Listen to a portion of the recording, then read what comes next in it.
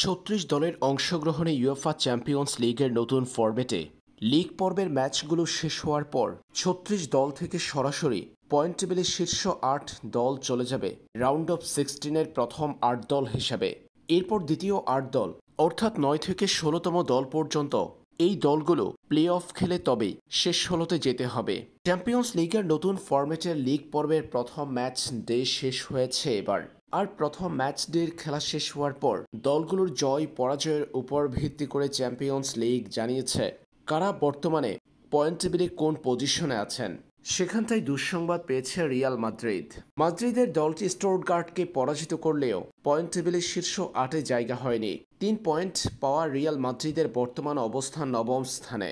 গোল ব্যবধানে পিছিয়ে থাকায় শীর্ষ ৮ দলের মধ্যে প্রথম ম্যাচ ডের পর জায়গা করে নিতে পারেনি লস ব্লাঙ্কসরা।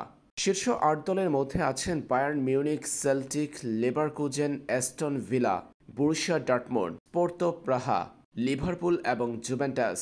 প্রত্যেকটা দলই জয় পেয়েছে একটি করে। দ্বিতীয় ৮ দলের মধ্যে রিয়াল আছে সবার উপরে, অর্থাৎ পয়েন্ট টেবিলের নবম স্থানে অবস্থান করছে রিয়াল মাদ্রিদ। বার্সেলোনার অবস্থানটা আরও না, তাদের অবস্থান ৯ থেকে ২৪তম দলের যে র্যাঙ্কিং রয়েছে সেখানটায় ২২তম স্থানে।